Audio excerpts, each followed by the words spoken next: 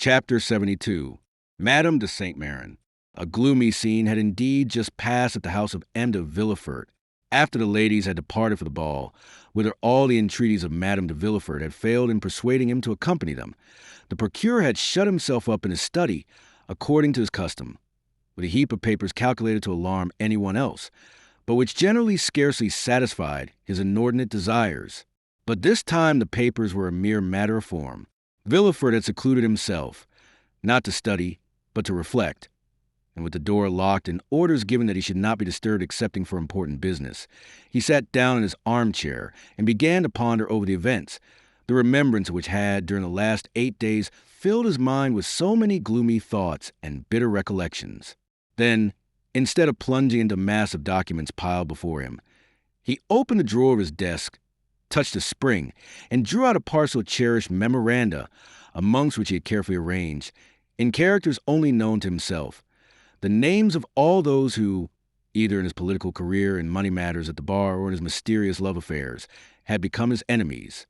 Their number was formidable, now that he had begun to fear, and yet these names, powerful though they were, had often caused him to smile with the same kind of satisfaction experienced by a traveler who from the summit of a mountain beholds at his feet the craggy eminences, the almost impassable paths, and the fearful chasms through which he has so perilously climbed. When he had run over all these names in his memory, again read and studied them, commenting meanwhile upon his lists, he shook his head. "No," he murmured, "none of my enemies would have waited so patiently and laboriously for so long a space of time, that they might now come and crush me with the secret. Sometimes, as Hamlet says, foul deeds will rise, though all the earth overwhelm them, to men's eyes. But, like a phosphoric light, they rise but to mislead."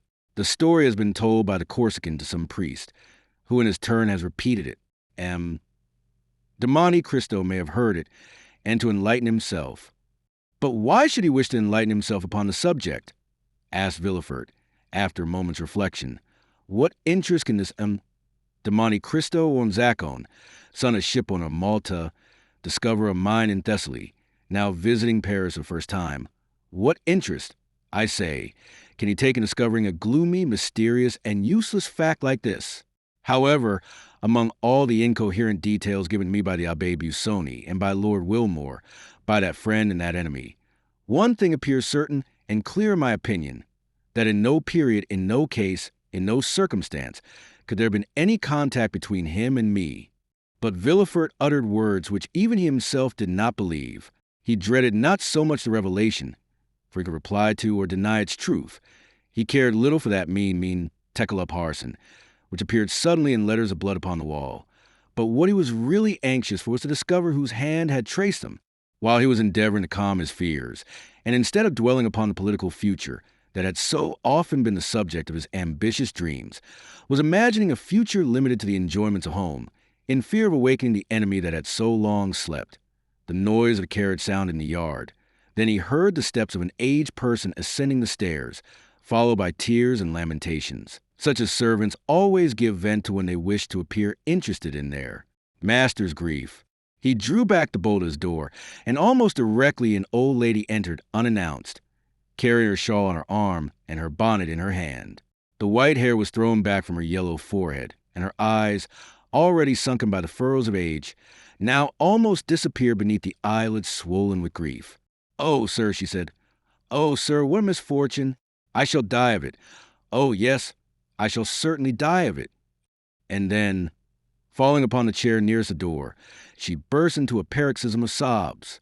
The servants, standing in the doorway, not daring to approach nearer, were looking at Nordier's old servant, who had heard the noise from his master's room, and run there also, remaining behind the others. Villefort rose, and ran towards his mother-in-law, for it was she. "Why, what can have happened?" he exclaimed. "What has thus disturbed you? Is M. de Saint-Méran with you?" "M. de Saint-Méran is dead," answered the old Marchioness, without preface and without expression. She appeared to be stupefied. Villefort drew back, and clasping his hands together, exclaimed, "Dead? So suddenly?" "A week ago," continued Madame de Saint-Méran, "we went out together in the carriage after dinner. M. de Saint-Méran had been unwell for some days. Still, the idea of seeing our dear Valentine again inspired him with courage, and notwithstanding his illness, he would leave. At 6 leagues from Marseilles, after having eaten some of the lozenges he was accustomed to take, he fell into such a deep sleep that it appeared to me unnatural. Still, I hesitated to wake him, although I fancied that his face was flushed and that the veins of his temples throbbed more violently than usual. However, as it became dark and I could no longer see, I fell asleep. I was soon aroused by a piercing shriek, as from a person suffering in his dreams, and he suddenly threw his head back violently. I called the valet. I stopped the postilion. I spoke to him, de Saint Méran. I applied my smelling salts, but all was over, and I arrived at Aix by the side of a corpse. Villefort stood with his mouth half open, quite stupefied. Of course you sent for a doctor? Immediately. But, as I have told you, it was too late. Yes, but then he could tell what complaint the poor Marquis had died. Oh, yes, sir, he told me. It appears to have been an apoplectic stroke. And what did you do then? De Saint Méran had always expressed a desire, in case his death happened during his absence from Paris, that his body might be brought to the family vault. I had him put into a leaden coffin, and I am preceding him by a few days.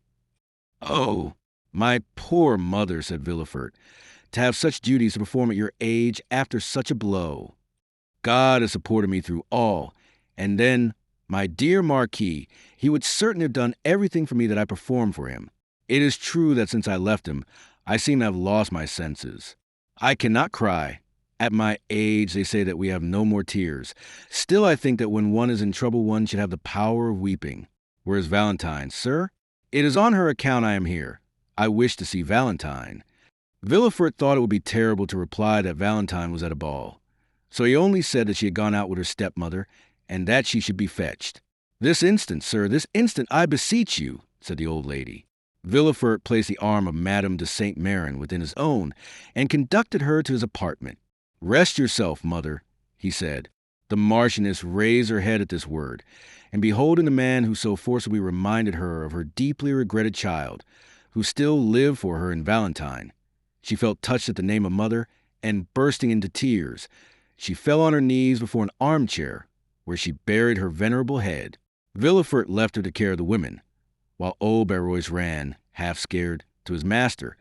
For nothing frightens old people so much as when death relaxes its vigilance over them for a moment in order to strike some other old person. Then, while Madame de Saint Méran remained on her knees, praying fervently, Villefort sent for a cab, and went himself to fetch his wife and daughter from Madame de Morcerf's. He was so pale when he appeared at the door of the ballroom that Valentine ran to him, saying, "Oh, father, some misfortune has happened." "Your grandmamma has just arrived, Valentine," said Enda Villefort. "And grandpapa?" inquired the young girl, trembling with apprehension. M. de Villefort only replied by offering his arm to his daughter. It was just in time, for Valentine's head swam, and she staggered. Madame de Villefort instantly hastened to her assistance, and aided her husband in dragging her to the carriage, saying, "What a singular event! Who could have thought it? Ah, yes, it is indeed strange." And the wretched family departed, leaving a cloud of sadness hanging over the rest of the evening.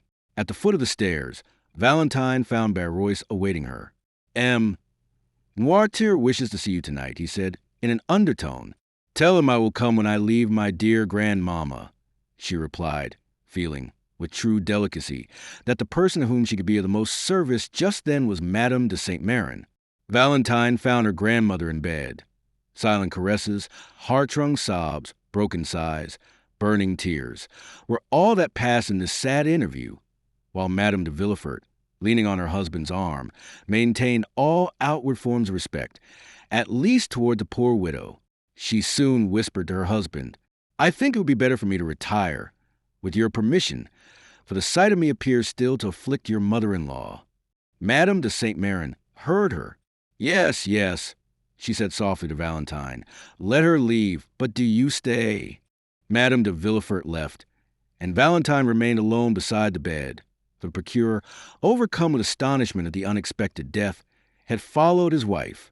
Meanwhile, Barrois had returned for the first time to old Noirtier, who, having heard the noise in the house, had, as we have said, sent his old servant to inquire the cause. On his return, his quick, intelligent eye interrogated the messenger. "Alas, sir," exclaimed Barrois, "a great misfortune has happened. Madame de Saint Méran has arrived, and her husband is dead." De Saint Méran and Noirtier had never been on strict terms of friendship. Still, the death of one old man always considerably affects another. Noirtier let his head fall upon his chest, apparently overwhelmed and thoughtful. Then he closed one eye, in token of inquiry. Barrois asked, "Mademoiselle Valentine?" Noirtier nodded his head. "She is at the ball, as you know, since she came to say goodbye to you in full dress." Noirtier again closed his left eye. "Do you wish to see her?" Noirtier again made an affirmative sign. "Well, they have gone to fetch her, no doubt from Madame de Morcerf's. I will await her return and beg her to come up here. Is that what you wish for?" "Yes," replied the invalid. Barrois, therefore, as we have seen, watched for Valentine and informed her of her grandfather's wish. Consequently, Valentine came up to Noirtier on leaving Madame de Saint Méran, who in the midst of her grief had at last yielded to fatigue and fallen into a feverish sleep. Within reach of her hand, they placed a small table upon which stood a bottle of orangeade, her usual beverage, and a glass. Then, as we have said, the young girl left the bedside to see M. Noirtier. Valentine kissed the old man, who looked at her with such tenderness that her eyes again filled with tears, whose sources he thought must be exhausted. The old gentleman continued to dwell upon her with the same expression. "Yes, yes," said Valentine. "You mean that I have yet a kind grandfather left, do you not?" The old man intimated that such was his meaning. "Ah, yes, happily I have," replied Valentine. "Without that, what would become of me?" It was 1 o'clock in the morning. Barrois, who wished to go to bed himself, observed that after such sad events everyone stood in need of rest. Noirtier would not say that the only rest he needed was to see his child, but wished her good night, for grief and fatigue had made her appear quite ill. The next morning she found her grandmother in bed. The fever had not abated. On the contrary, her eyes glistened, and she appeared to be suffering from violent nervous irritability. "Oh, dear grandmamma, are you worse?" exclaimed Valentine, perceiving all these signs of agitation. "No, my child, no," said Madame de Saint Méran. "But I was impatiently waiting for your arrival, that I might send for your father." "My father?" inquired Valentine uneasily. "Yes, I wish to speak to him."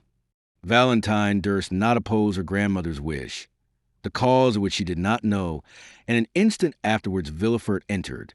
"Sir," said Madame de Saint Méran, without using any circumlocution, and as if fearing she had no time to lose, "you wrote to me concerning the marriage of this child?" "Yes, madame," replied Villefort. "It is not only projected, but arranged.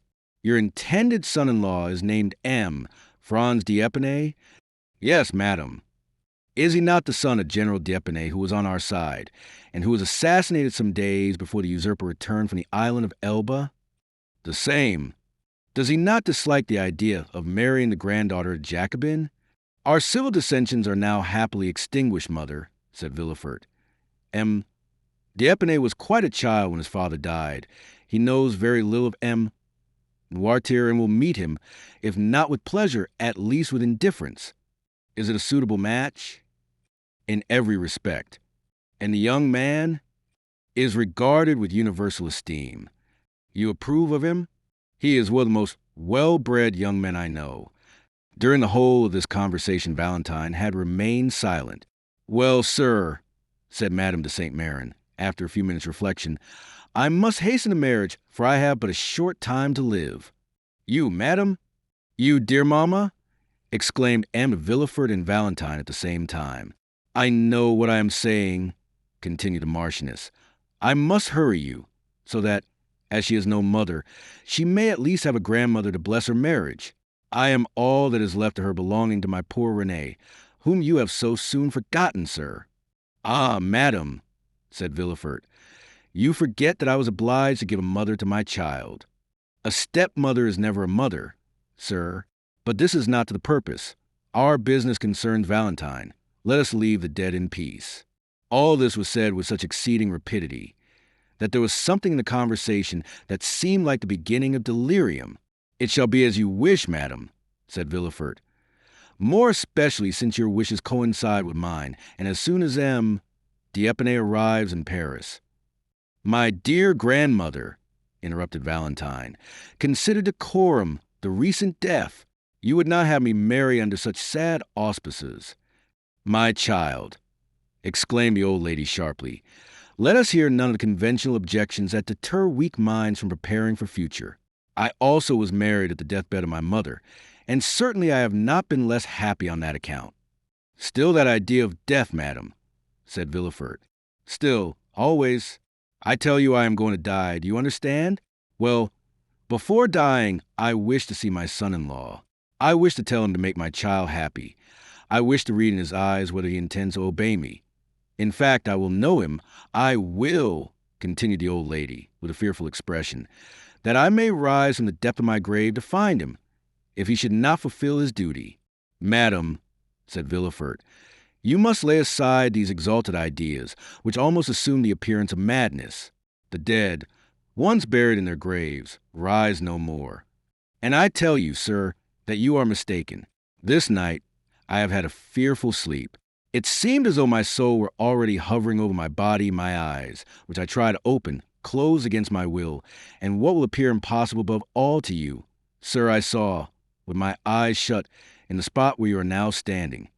Issuing from that corner where there's a door leading into Madame Villefort's dressing room, I saw, I tell you, silently enter a white figure." Valentine screamed.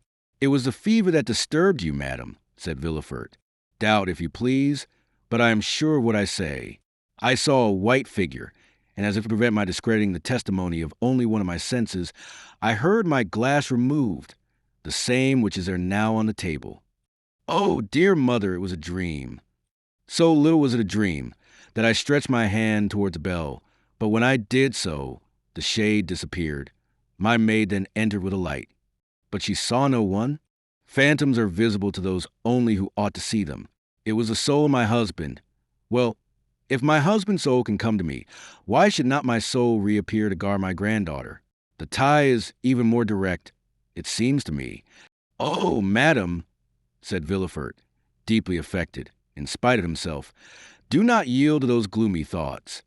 You will long live with us, happy, loved, and honored, and we will make you forget." "Never, never, never," said the Marchioness. "When does M. d'Épinay return?" "We expect him every moment." "It is well. As soon as he arrives, inform me. We must be expeditious. And then I also wish to see a notary, that I may be assured that all our property returns to Valentine." "Ah, grandmamma," murmured Valentine, pressing her lips on the burning brow, "do you wish to kill me? Oh, how feverish you are! We must not send for a notary, but for a doctor." "A doctor?" said she, shrugging her shoulders. "I am not ill. I am thirsty, that is all." "What are you drinking, dear grandmamma?" "The same as usual, my dear. My glass is there on the table. Give it to me, Valentine." Valentine poured the orangeade into a glass and gave it to her grandmother with a certain degree of dread, for it was the same glass she fancied that had been touched by the spectre. The Marchioness drained the glass at a single draught, and then turned on her pillow, repeating, "The notary, the notary." M. de Villefort left the room, and Valentine seated herself at the bedside of her grandmother. The poor child appeared herself to require the doctor she had recommended to her aged relative.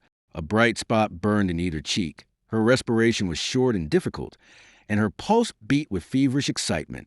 She was thinking of the despair of Maximilian, when he should be informed that Madame de Saint Méran, instead of being an ally, was unconsciously acting as his enemy.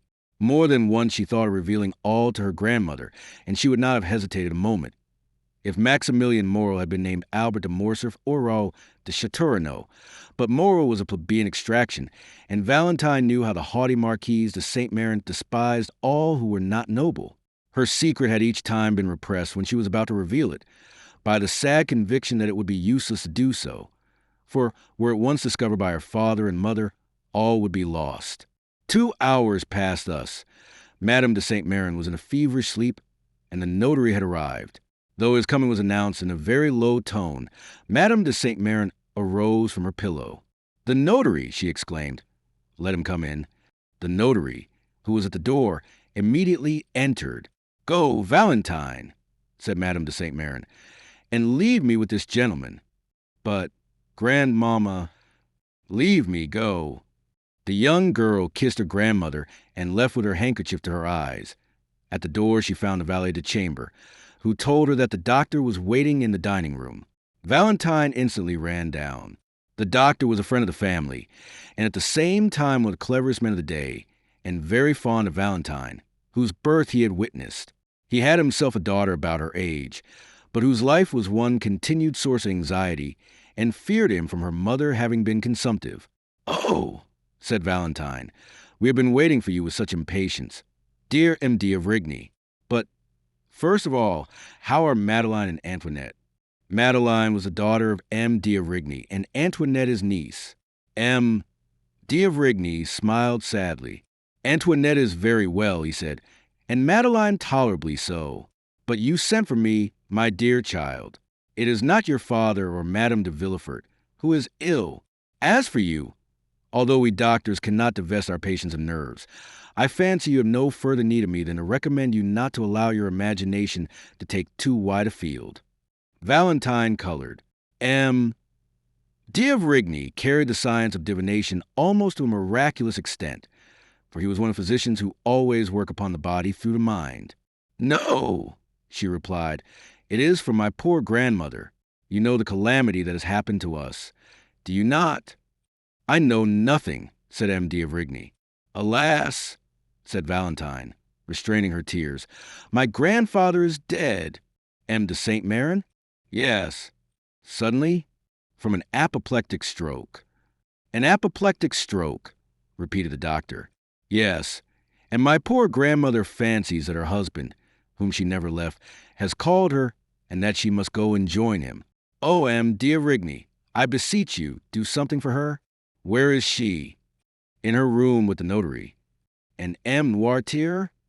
"Just as he was, his mind perfectly clear, but the same incapability of moving or speaking." "And the same love for you, and my dear child?" "Yes," said Valentine. "He was very fond of me. Who does not love you?" Valentine smiled sadly. "What are your grandmother's symptoms?" "An extreme nervous excitement and a strangely agitated sleep. She fancied this morning in her sleep that her soul was hovering above her body, which she at the same time watched. It must have been delirium. She fancies, too, that she saw a phantom enter her chamber and even heard the noise it made on touching her glass." "It is singular," said the doctor. "I was not aware that Madame de Saint Méran was subject to such hallucinations." "It is the first time I ever saw her in this condition," said Valentine, "and this morning she frightened me so that I thought her mad. And my father, who you know is a strong-minded man, himself appeared deeply impressed." "We will go and see," said the doctor. "What you tell me seems very strange." The notary here descended, and Valentine was informed that her grandmother was alone. "Go upstairs," she said to the doctor. "And you?" "Oh, I dare not. She forbade my sending for you. And, as you say, I am myself agitated, feverish, and out of sorts. I will go and take a turn in the garden to recover myself." The doctor pressed Valentine's hand, and while he visited her grandmother, she descended the steps. We need not say which portion of the garden was her favorite walk. After remaining for a short time in the parterre surrounding the house, and gathering a rose to place in her waist or hair, she turned into the dark avenue which led to the bench. Then from the bench she went to the gate. As usual, Valentine strolled for a short time among her flowers, but without gathering them. The mourning in her heart forbade her assuming this simple ornament, though she had not yet had time to put on the outward semblance of woe. She then turned toward the avenue. As she advanced, she fancied she heard a voice speaking her name. She stopped astonished.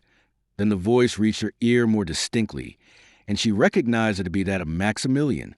Chapter 73. The Promise. It was indeed Maximilian Morrel, who had passed a wretched existence since the previous day. With the instinct peculiar to lovers, he had anticipated, after the return of Madame de Saint Méran and the death of the Marquis, that something would occur at the Villeforts in connection with his attachment for Valentine. His presentiments were realized. as we shall see, and his uneasy forebodings had goaded him pale and trembling to the gate under the chestnut trees. Valentine was ignorant of the cause of this sorrow and anxiety, and as it was not his accustomed hour for visiting her, she had gone to the spot simply by accident or perhaps through sympathy. Moreau called her, and she ran to the gate. "You here at this hour?" said she. "Yes, my poor girl," replied Moreau. "I come to bring and to hear bad tidings." "This is indeed a house of mourning," said Valentine. "Speak, Maximilian, although the cup of sorrow seems already full." "Dear Valentine," said Moreau, endeavoring to conceal his own emotion. "Listen, I entreat you. What I am about to say is very serious. When are you to be married?" "I will tell you all," said Valentine. "From you I have nothing to conceal. This morning the subject was introduced, and my dear grandmother, on whom I depended as my only support, not only declared herself favorable to it, but is so anxious for it, that they only await the arrival of M. d'Épinay, and the following day the contract will be signed." A deep sigh escaped the young man, who gazed long and mournfully at her he loved. "Alas," replied he, "it is dreadful thus to hear my condemnation from your own lips. The sentence is passed, and in a few hours will be executed. It must be so, and I will not endeavor to prevent it. But since you say nothing remains but for M. d'Épinay to arrive that the contract may be signed, and the following day you will be his, tomorrow you will be engaged to M. d'Épinay, for he came this morning to Paris." Valentine uttered a cry. "I was at the house of Monte Cristo an hour since," said Moreau. "We were speaking. He of the sorrow your family had experienced, and I of your grief, when a carriage rolled into the courtyard. Never, till then, had I placed any confidence in presentiments, but now I cannot help believing them, Valentine. At the sound of that carriage I shuddered. Soon I heard steps on the staircase, which terrified me as much as the footsteps of the commander did Don Juan. The door at last opened. Albert de Morcerf entered first, and I began to hope my fears were vain, when after him another young man advanced, and the Count exclaimed, "Ah, here is the Baron Franz d'Épinay." I summoned all my strength and courage to my support. Perhaps I turned pale and trembled, but certainly I smiled, and 5 minutes after I left, without having heard one word that had passed. "Poor Maximilian," murmured Valentine. "Valentine, the time has arrived when you must answer me, and remember my life depends on your answer. What do you intend doing?" Valentine held down her head. She was overwhelmed. "Listen," said Moreau.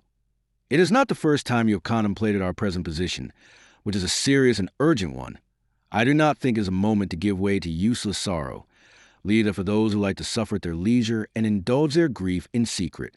There are such in the world, and God will doubtless reward them in heaven for their resignation on earth. But those who mean to contend must not lose one precious moment, but must return immediately the blow which fortune strikes. Do you intend to struggle against our ill fortune? Tell me, Valentine, for it is that I came to know."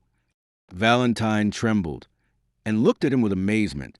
The idea of resisting her father, her grandmother, and all the family had never occurred to her. "What do you say, Maximilian?" asked Valentine. "What do you mean by a struggle?" "Oh, it would be a sacrilege." "What? I resist my father's order and my dying grandmother's wish? Impossible." Moreau started. "You are too noble not to understand me, and you understand me so well that you already yield, dear Maximilian. No, no, I shall need all my strength to struggle with myself and support my grief in secret, as you say. But to grieve my father, to disturb my grandmother's last moments, never." "You are right," said Moreau calmly. "In what a tone you speak!" cried Valentine. "I speak as one who admires you, mademoiselle." "Mademoiselle?" cried Valentine.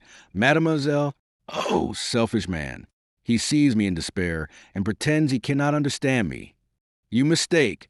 I understand you perfectly. You will not oppose in Villefort. You will not displease the Marchioness.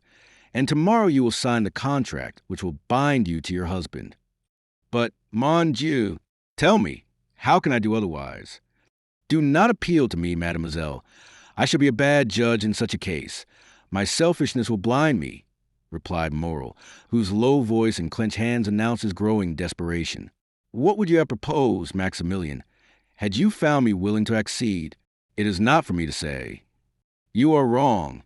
You must advise me what to do. Do you seriously ask my advice, Valentine? Certainly, dear Maximilian, for if it is good, I will follow it. You know my devotion to you.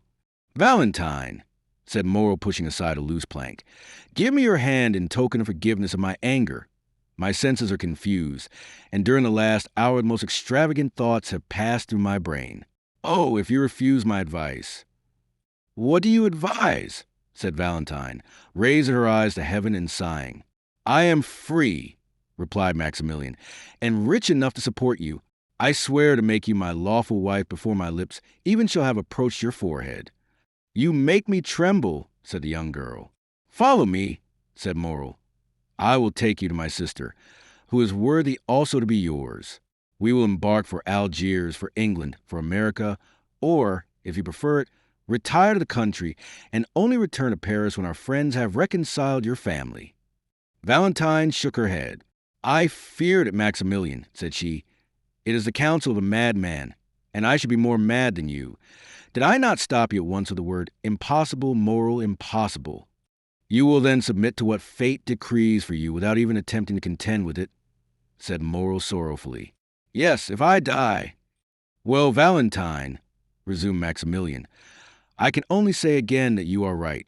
Truly, it is I who am mad, and you prove to me that passion blinds the most well-meaning. I appreciate your calm reasoning. It is then understood that tomorrow you will be irrevocably promised to M. Franz d'Épinay, not only by that theatrical formality invented to heighten the effect of a comedy called the signature of the contract, but your own will. Again you drive me to despair, Maximilian, said Valentine. Again you plunge the dagger into the wound. What would you do, tell me, if your sister listened to such a proposition? Mademoiselle, replied Morrill with a bitter smile, I am selfish.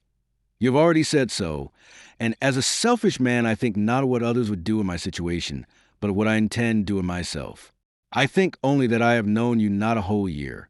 From the day I first saw you, all my hopes of happiness have been in securing your affection. One day you acknowledged that you love me, and since that day my hope of future happiness has rested on obtaining you, for to gain you would be life to me. Now I think no more. I say only that fortune has turned against me.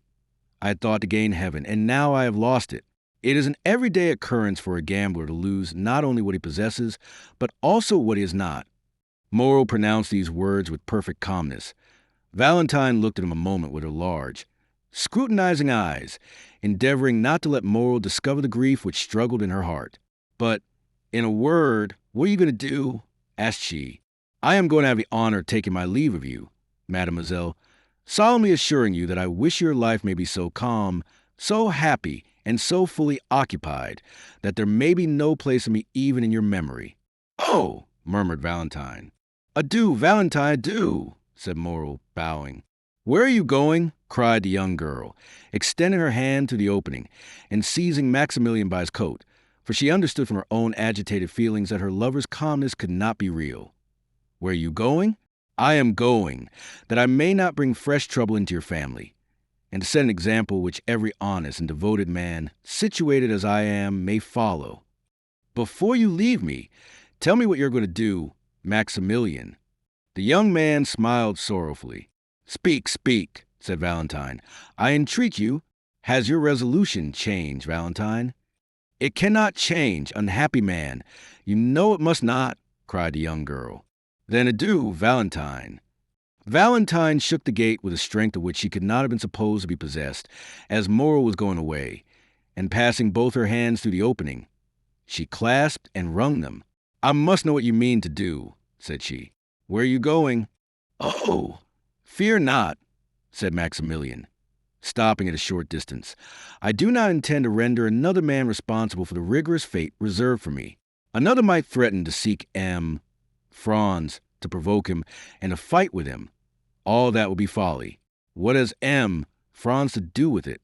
He saw me this morning for the first time, and has already forgotten he has seen me. He did not even know I existed when it was arranged by your two families that you should be united. I have no enmity against Franz, and promise you the punishment shall not fall on him. On whom, then? On me? On you? Valentine. Oh, heaven forbid. Woman is sacred. The woman one loves is holy. On yourself, then unhappy man, on yourself? I am the only guilty person, am I not? Said Maximilian. Maximilian, said Valentine. Maximilian, come back. I entreat you. He drew near with a sweet smile, and but for his paleness, one might have thought him in his usual happy mood. Listen, my dear, my adored Valentine, said he in his melodious and grave tone. Those who like us have never had a thought for which we need blush before the world. Such may read each other's hearts. I never was romantic, and am no melancholy hero. I imitate neither Manfred nor Anthony, but without words, protestations, or vows, my life has entwined itself with yours. You leave me, and you are right in doing so. I repeat it, you are right, but in losing you, I lose my life. The moment you leave me, Valentine, I am alone in the world. My sister is happily married. Her husband is only my brother-in-law. That is, a man whom the ties of social life alone attach to me. No one then longer needs my useless life. This is what I shall do. I will wait until the very moment you are married, for I will not lose the shadow of one of those unexpected chances which are sometimes reserved for us. Since Franz may, after all, die before that time, a thunderbolt may fall even on the altar as you approach it. Nothing appears impossible to one condemned to die, and miracles appear quite reasonable when his escape from death is concerned. I will, then, wait until the last moment, and when my misery is certain, irremediable, hopeless, I will write a confidential letter to my brother-in-law, another to the prefect of police, to acquaint them with my intention, and at the corner of some wood, on the brink of some abyss, on the bank of some river, I will put an end to my existence, as certainly as I am the son of the most honest man who ever lived in France. Valentine trembled convulsively. She loosened her hold of the gate, her arms fell by her side, and 2 large tears rolled down her cheeks. The young man stood before her, sorrowful and resolute. "Oh, for pity's sake," said she, "you will live, will you not?" "No, on my honor," said Maximilian. "But that will not affect you. You have done your duty, and your conscience will be at rest." Valentine fell on her knees and pressed her almost bursting heart. "Maximilian," said she, "Maximilian, my friend, my brother on earth, my true husband in heaven, I entreat you, do as I do, live in suffering. Perhaps we may one day be united." "Adieu, Valentine," repeated Moreau. "My God," said Valentine, raising both her hands to heaven with a sublime expression, "I have done my utmost to remain a submissive daughter. I have begged, entreated, implored. He has regarded neither my prayers, my entreaties, nor my tears. It is done," cried she, wiping away her tears and resuming her firmness. "I am resolved not to die of remorse, but rather of shame.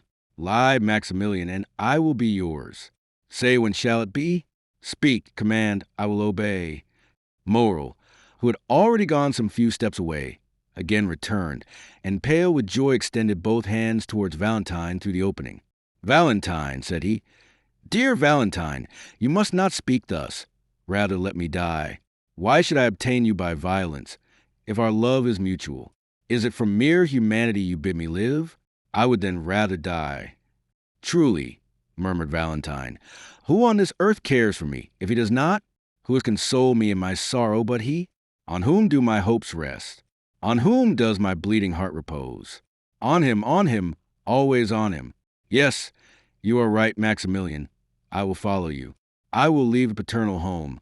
I will give up all. Oh, ungrateful girl that I am," cried Valentine, sobbing. "I will give up all, even my dear old grandfather, whom I had nearly forgotten." "No," said Maximilian, "you shall not leave him. Noirtier has evinced, you say, a kind feeling towards me. Well, before you leave, tell him all.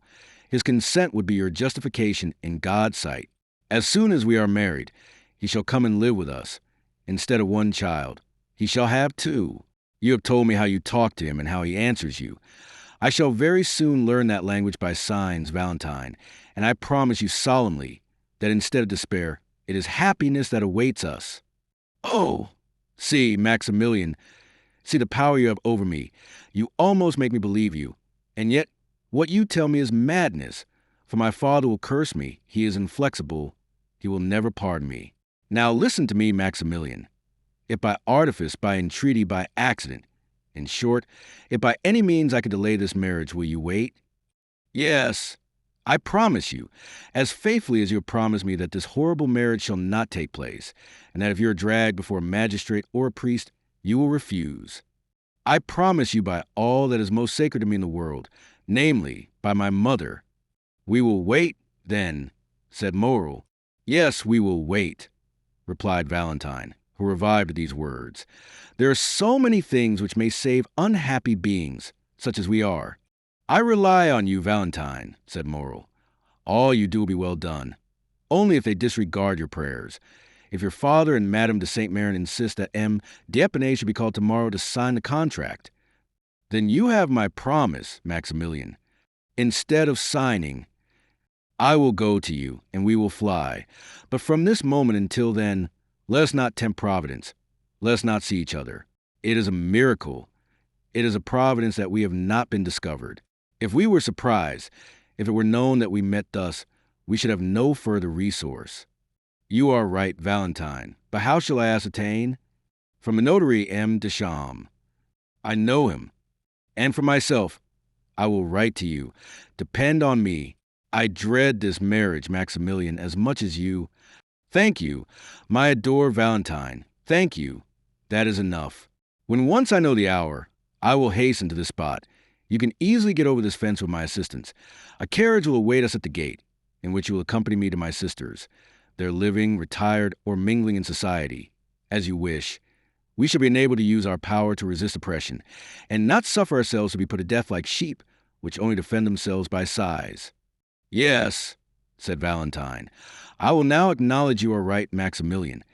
And now are you satisfied with your betrothal? Said the young girl sorrowfully. My adored Valentine, words cannot express one half of my satisfaction. Valentine had approached, or rather, had placed her lips so near the fence that they nearly touched those of Moral, which were pressed against the other side of the cold and inexorable barrier. Adieu, then, till we meet again, said Valentine, tearing herself away. I shall hear from you? Yes. Thanks, dear love, adieu. The sound of a kiss was heard, and Valentine fled through the avenue. Moral listened to catch the last sound of her dress brushing the branches and of her footstep on the gravel, then raised his eyes with an ineffable smile of thankfulness to heaven for being permitted to be thus loved, and then also disappeared.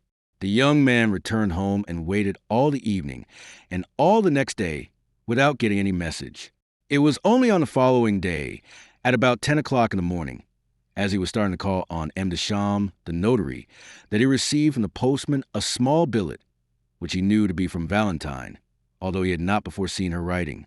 It was to this effect: Tears, entreaties, prayers have availed me nothing.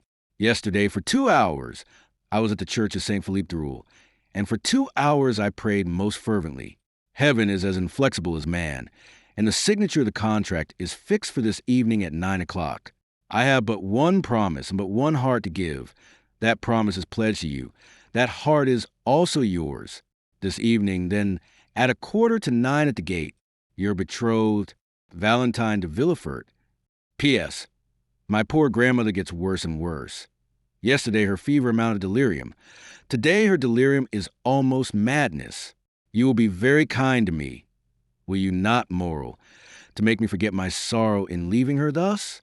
I think it is kept a secret from Grandpapa Noirtier that the contract is to be signed this evening. Moral went also to the notary, who confirmed the news that the contract was to be signed that evening.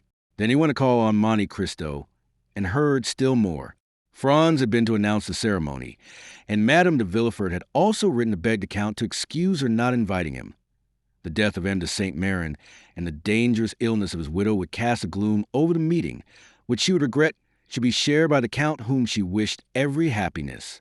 The day before, Franz had been presented to Madame de Saint-Méran, who had left her bed to receive him, but had been obliged to return to it immediately after. It is easy to suppose that Moral's agitation would not escape the Count's penetrating eye. Monte Cristo was more affectionate than ever. Indeed, his manner was so kind that several times Moral was on the point of telling him all. But he recalled the promise he had made to Valentine and kept his secret. The young man read Valentine's letter 20 times in the course of the day. It was her first And on one occasion, each time he read it, he renewed his vow to make her happy. How great is the power of a woman who has made so courageous a resolution! What devotion does she deserve from him for whom she has sacrificed everything? How ought she really to be supremely loved? She becomes at once a queen and a wife, and it is impossible to thank and love her sufficiently. Moreau longed intensely for the moment when he should hear Valentine say, "Here I am, Maximilian. Come and help me." He had arranged everything for her escape. 2 ladders were hidden in the clover field. A cabriolet was ordered for Maximilian alone, without a servant, without lights. At the turning of the first street, they would light the lamps, as it would be foolish to attract the notice of the police by too many precautions. Occasionally he shuddered. He thought of the moment when, from the top of that wall, he should protect the descent of his dear Valentine, pressing in his arms for the first time her of whom he had yet only kissed a delicate hand. When the afternoon arrived and he felt that the hour was drawing near, he wished for solitude. His agitation was extreme. A simple question from a friend would have irritated him. He shut himself in his room and tried to read, but his eye glanced over the page without understanding a word, and he threw away the book and for the second time sat down to sketch his plan, the ladders and the fence. At length the hour drew near. Never did a man deeply in love allow the clocks to go on peacefully. Moreau tormented it so effectually that they struck 8 at 6:30. He then said, "It is time to start." The signature was indeed fixed to take place at 9 o'clock, but perhaps Valentine will not wait for that. Consequently, Moreau, having left the Rue Meslay at 8:30 by his timepiece, entered the clover field while the clock of St. Philippe de Roule was striking 8. The horse and cabriolet were concealed behind a small ruin, where Moreau had often waited. The night gradually drew on, and the foliage in the garden assumed a deeper hue. Then Moreau came out from his hiding place with a beating heart, and looked through the small opening in the gate. There was yet no one to be seen. The clock struck 8:30, and still another half hour was passed in waiting, while Moreau walked to and fro, and gazed more and more frequently through the opening. The garden became darker still, but in the darkness he looked in vain for the white dress, and in the silence he vainly listened for the sound of footsteps. The house, which was discernible through the trees, remained in darkness, and gave no indication that so important an event as the signature of a marriage contract was going on. Moreau looked at his watch, which wanted 10:15. But soon the same clock he had already heard strike 2 or 3 times rectified the error by striking 9:30. This was already half an hour past the time Valentine had fixed. It was a terrible moment for the young man. The slightest rustling of the foliage, the least whistling of the wind, attracted his attention and drew the perspiration to his brow. Then he tremblingly fixed his ladder, and not to lose a moment, placed his foot on the first step. Amidst all these alternations of hope and fear, the clock struck 10. "It is impossible," said Maximilian, "that the signing of a contract should occupy so long a time without unexpected interruptions. I have weighed all the chances, calculated the time required for all the forms. Something must have happened." And then he walked rapidly to and fro, and pressed his burning forehead against the fence. Had Valentine fainted, or had she been discovered and stopped in her flight? These were the only obstacles which appeared possible to the young man. The idea that her strength had failed her in attempting to escape, and that she had fainted in one of the paths, was the one that most impressed itself upon his mind. "In that case," said he, "I should lose her, and by my own fault." He dwelt on this idea for a moment, then it appeared reality. He even thought he could perceive something on the ground at a distance. He ventured to call, and it seemed to him that the wind wafted back an almost inarticulate sigh. At last the half hour struck. It was impossible to wait longer. His temples throbbed violently. His eyes were growing dim. He passed one leg over the wall, and in a moment leaped down on the other side. He was on Villefort's premises, had arrived there by scaling the wall. What might be the consequences? However, he had not ventured thus far to draw back. He followed a short distance close under the wall, then crossed a path, had entered a clump of trees. In a moment he had passed through them and could see the house distinctly. Then Moreau saw that he had been right in believing that the house was not illuminated. Instead of lights at every window, as is customary on days of ceremony, he saw only a gray mass, which was veiled also by a cloud, which at that moment obscured the moon's feeble light. A light moved rapidly from time to time past 3 windows of the second floor. These 3 windows were in Madame de Saint Méran's room. Another remained motionless behind some red curtains, which were in Madame de Villefort's bedroom. Moreau guessed all this so many times, in order to follow Valentine in thought at every hour in the day, had he made or described the whole house, that without having seen it he knew it all. This darkness and silence alarmed Moreau still more than Valentine's absence had done. Almost mad with grief, and determined to venture everything in order to see Valentine once more and be certain of the misfortune he feared, Moreau gained the edge of the clump of trees and was going to pass as quickly as possible through the flower garden, when the sound of a voice, still at some distance, but which was borne upon the wind, reached him. At this sound, as he was already partially exposed to view, he stepped back and concealed himself completely, remaining perfectly motionless. He had formed his resolution. If it was Valentine alone, he would speak as she passed. If she was accompanied and he could not speak, still he should see her and know that she was safe. If they were strangers, he would listen to their conversation and might understand something of this hitherto incomprehensible mystery. The moon had just then escaped from behind the cloud which had concealed it, and Moreau saw Villefort come out upon the steps, followed by a gentleman in black. They descended and advanced towards the clump of trees, and Moreau soon recognized the other gentleman as Dr. d'Avrigny. The young man, seeing them approach, drew back mechanically until he found himself stopped by a sycamore tree in the center of the clump. There he was compelled to remain. Soon the 2 gentlemen stopped also. "Ah, my dear doctor," said the procureur, "heaven declares itself against my house. What a dreadful death! What a blow! Seek not to console me. Alas, nothing can alleviate so great a sorrow. The wound is too deep and too fresh. Dead, dead." The cold sweat sprang to the young man's brow, and his teeth chattered. Who could be dead in that house, which Villefort himself had called accursed? "My dear de Villefort," replied the doctor, with a tone which redoubled the terror of the young man, "I have not led you here to console you. On the contrary." "What can you mean?" asked the procureur, alarmed. "I mean that behind the misfortune which has just happened to you, there is another, perhaps still greater." "Can it be possible?" murmured Villefort, clasping his hands. "What are you going to tell me? Are we quite alone, my friend?" "Yes, quite. But why all these precautions?" "Because I have a terrible secret to communicate to you," said the doctor. "Let us sit down." Villefort fell rather than seated himself. The doctor stood before him, with one hand placed on his shoulder. Moreau, horrified, supported his head with one hand, and with the other pressed his heart, lest its beating should be heard.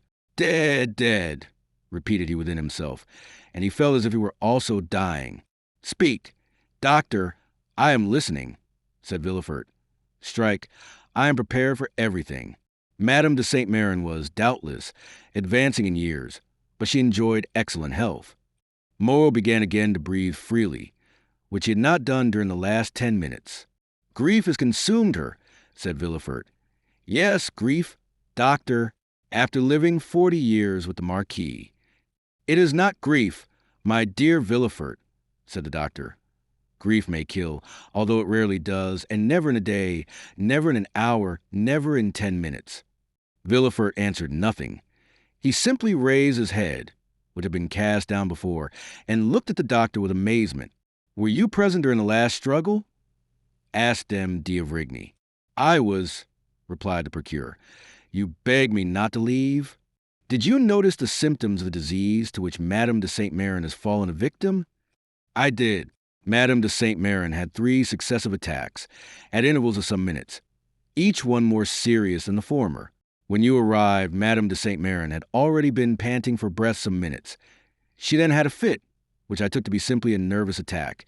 It was only when I saw her raise herself in the bed, and her limbs and neck appear stiffened, that I became really alarmed. Then I understood from your countenance there was more to fear than I had thought. This crisis passed. I endeavored to catch your eye, but could not. You held her hand. You were feeling her pulse, and the second fit came on before you had turned towards me. This was more terrible than the first. The same nervous movements were repeated, and the mouth contracted and turned purple. And at the third, she expired. At the end of the first attack, I discovered symptoms of tetanus. You confirm my opinion. Yes, before others. replied the doctor. But now we are alone. What are you going to say? Oh, spare me. That the symptoms of tetanus and poisoning by vegetable substances are the same. De Villefort started from his seat, then in a moment fell down again, silent and motionless. Morel knew not if he were dreaming or awake. Listen, said the doctor. I know the full importance of the statement I have just made and the disposition of the man to whom I have made it. Do you speak to me as a magistrate or as a friend? Asked Villefort. As a friend, and only as a friend, at this moment. The similarity in the symptoms of tetanus and poisoning by vegetable substances is so great that were I obliged to affirm by oath what I have now stated, I should hesitate. I therefore repeat to you, I speak not to a magistrate, but to a friend. And to that friend I say, during the 3/4 of an hour that the struggle continued, I watched the convulsions and the death of Madame de Saint Méran, and am thoroughly convinced that not only did her death proceed from poison, but I could also specify the poison. Can it be possible? The symptoms are marked, do you see? Sleep broken by nervous spasms, excitation of the brain, torpor of the nerve centers. Madame de Saint Méran succumbed to a powerful dose of brucine or strychnine, which by some mistake, perhaps, has been given to her. Villefort seized the doctor's hand. Oh, it is impossible, said he. I must be dreaming. It is frightful to hear such things from such a man as you. Tell me, I entreat you, my dear doctor, that you may be deceived. Doubtless I may, but I do not think so. Have pity on me, doctor. So many dreadful things have happened to me lately that I am on the verge of madness. Has anyone besides me seen Madame de Saint Méran? No. Has anything been sent for from a chemist that I have not examined? Nothing. Had Madame de Saint Méran any enemies? Not to my knowledge. Would her death affect anyone's interest? It could not indeed. My daughter is her only heiress, Valentine alone. Oh, if such a thought could present itself, I would stab myself to punish my heart for having for one instant harbored it. Indeed, my dear friend, said M.D. of Rigny, I would not accuse anyone. I speak only of an accident, you understand, of a mistake. But whether accident or mistake, the fact is there. It is on my conscience and compels me to speak aloud to you. Make inquiry. Of whom? How? Of what? May not Barois, the old servant, have made a mistake, and have given Madame de Saint Méran a dose prepared for his master? For my father? Yes. But how could a dose prepared for M. Noirtier poison Madame de Saint Méran? Nothing is more simple. You know poisons become remedies in certain diseases, of which paralysis is one. For instance, having tried every other remedy to restore movement and speech to him, Noirtier, I resolved to try one last means, and for 3 months I have been giving him brucine, so that in the last dose I ordered for him there were 6 grains. This quantity, which is perfectly safe to administer to the paralyzed frame of M. Noirtier, would have become gradually accustomed to it, would be sufficient to kill another person. My dear doctor, there is no communication between M. Noirtier's apartment and that of Madame de Saint Méran, and Barois never entered my mother-in-law's room. In short, doctor, although I know you to be the most conscientious man in the world, and although I place the utmost reliance in you, I want, notwithstanding my conviction, to believe this axiom, errare humanum est. Is there one of my brethren in whom you have equal confidence with myself? Why do you ask me that? What do you wish? Send for him. I will tell him what I have seen, and we will consult together and examine the body. And you will find traces of poison?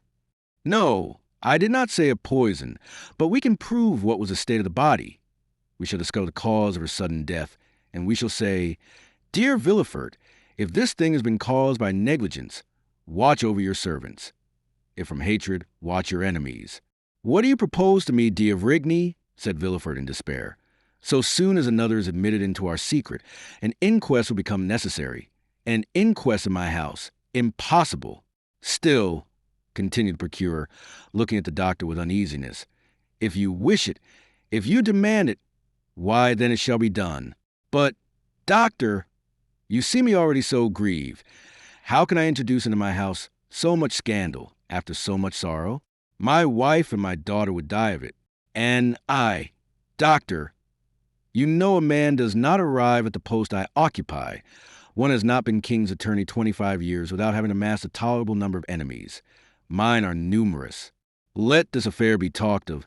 It will be a triumph for them, which will make them rejoice and cover me with shame. Pardon me, doctor, these worldly ideas. Were you a priest, I should not dare tell you that, but you are a man and you know mankind. Doctor, pray recall your words. You have said nothing, have you? My dear M. de Villefort, replied the doctor, my first duty is to humanity. I would have saved Madame de Saint Méran, if science could have done it. But she is dead, and my duty regards the living. Let us bury this terrible secret in the deepest recesses of our hearts. I am willing, if anyone should suspect this, that my silence on the subject should be imputed to my ignorance. Meanwhile, sir, watch always, watch carefully, for perhaps the evil may not stop here. And when you have found the culprit, if you find him, I will say to you, you are a magistrate. Do as you will. I thank you, doctor, said Villefort with indescribable joy. I never had a better friend than you. And, as if he feared Dr. d'Avrigny would recall his promise, he hurried him towards the house. When they were gone, Moreau ventured out from under the trees, and the moon shone upon his face, which was so pale it might have been taken for that of a ghost. I am manifestly protected in a most wonderful but most terrible manner, said he. But Valentine, poor girl, how will she bear so much sorrow? As he thought thus, he looked alternately at the window with red curtains and the 3 windows with white curtains. The light had almost disappeared from the former. Doubtless Madame de Villefort had just put out her lamp, and the night lamp alone reflected its dull light on the window. At the extremity of the building, on the contrary, he saw one of the 3 windows open. A wax light placed on the mantelpiece threw some of its pale rays without, and a shadow was seen for one moment on the balcony. Moreau shuddered. He thought he heard a sob. It cannot be wondered at that his mind, generally so courageous, but now disturbed by the 2 strongest human passions, love and fear, was weakened even to the indulgence of superstitious thoughts. Although it was impossible that Valentine should see him, hidden as he was, he thought he heard the shadow at the window call him. His disturbed mind told him so. This double error became an irresistible reality, and by one of the incomprehensible transports of youth, he bounded from his hiding place, and with 2 strides, at the risk of being seen, at the risk of alarming Valentine, at the risk of being discovered by some exclamation which might escape the young girl, he crossed the flower garden, which by the light of the moon resembled a large white lake, and having passed a row of orange trees which extended in front of the house, he reached the step, ran quickly up, and pushed the door, which opened without offering any resistance. Valentine had not seen him.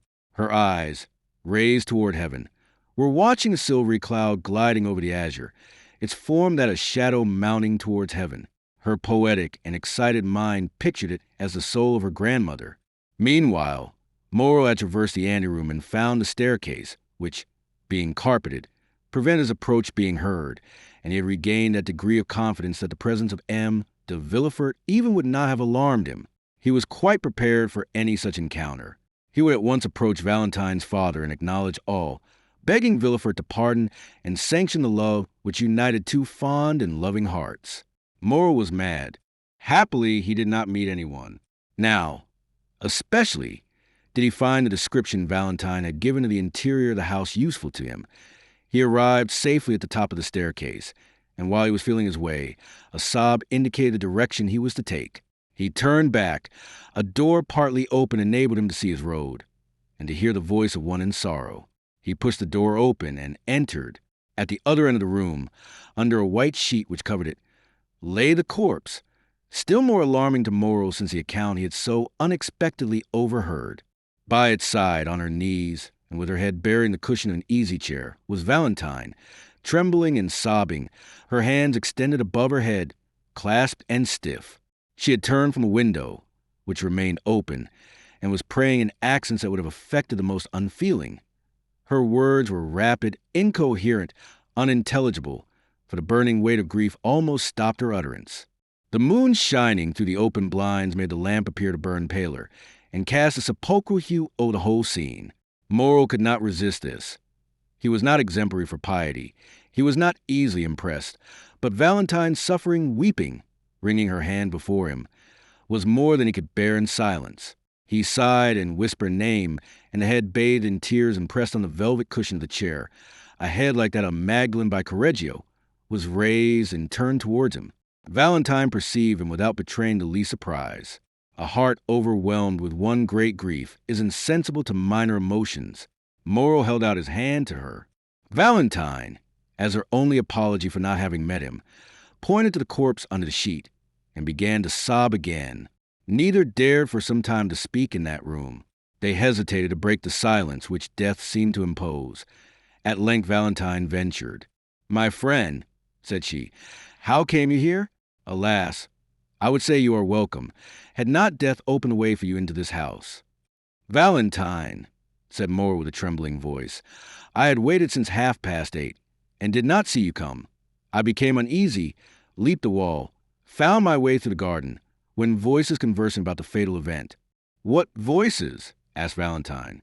Morrel shuddered as he thought of the conversation of the doctor and de Villefort, and he thought he could see through the sheet the extended hands, the stiff neck, and the purple lips. "Your servants," said he, "who were repeating the whole of the sorrowful story. From them I learned it all. But it was risking the failure of our plan to come up here. Love." "Forgive me," replied Morrel. "I will go away." "No," said Valentine. "You might meet someone. Stay. But if anyone should come here—" The young girl shook her head. "No one will come," said she. "Do not fear, there's our safeguard," pointing to the bed. "But what has become of M. d'Épinay?" replied Morrel. Franz arrived to sign the contract, just as my dear grandmother was dying." "Alas," said Morrel with a feeling of selfish joy, for he thought this death would cause the wedding to be postponed indefinitely. "But what redoubles my sorrow," continued the young girl, as if this feeling was to receive its immediate punishment, "is that the poor old lady on her deathbed requested that the marriage might take place as soon as possible. She also, thinking to protect me, was acting against me." "Hark," said Morrel. They both listened. Steps were distinctly heard in the corridor and on the stairs. "It is my father, who has just left the study." "To accompany the doctor to the door," added Morrel. "How do you know it is the doctor?" asked Valentine, astonished. "I imagine it must be," said Morrel. Valentine looked at the young man. They heard the street door close, then de Villefort locked the garden door and returned upstairs. He stopped a moment in the anteroom, as if hesitating whether to turn to his own apartment or into Madame de Saint Méran's. Morrel concealed himself behind the door.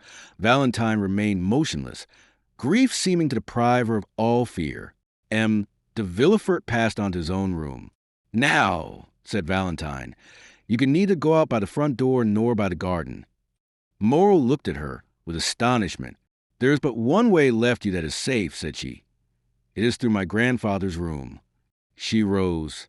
"Come," she added. "Where?" asked Maximilian. "To my grandfather's room." "I in M. Noirtier's apartment?" "Yes." "Can you mean it, Valentine?" "I have long wished it. He is my only remaining friend, and we both need his help. Come." "Be careful, Valentine," said Morrel, hesitating to comply with the young girl's wishes. "I now see my error. I acted like a madman in coming in here. Are you sure you are more reasonable?" "Yes," said Valentine. "And I have but one scruple, that of leaving my dear grandmother's remains, which I had undertaken to watch." "Valentine," said Morrel, "death is in itself sacred." "Yes," said Valentine. "Besides, it will not be for long." She then crossed the corridor and led the way down a narrow staircase to M. Noirtier's room. Morrel followed her on tiptoe. At the door they found the old servant. "Barois," said Valentine, "shut the door and let no one come in." She passed first. Noirtier, seated in his chair and listening to every sound, was watching the door. He saw Valentine, and his eye brightened. There was something grave and solemn in the approach of the young girl, which struck the old man, and immediately as bright I began to interrogate. "Dear grandfather," said she hurriedly, "you know poor grandmamma died an hour since, and now I have no friend in the world but you." His expressive eyes evinced the greatest tenderness. "To you alone, then, may I confide my sorrows and my hopes?" The paralytic motioned yes. Valentine took Maximilian's hand. Look attentively then at this gentleman.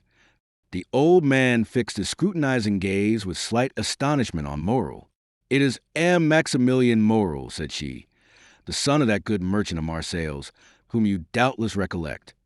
"Yes," said the old man. "He brings an irreproachable name, which Maximilian is likely to render glorious, since at 30 years of age he is a captain, an officer of the Legion of Honor." The old man signified that he recollected him.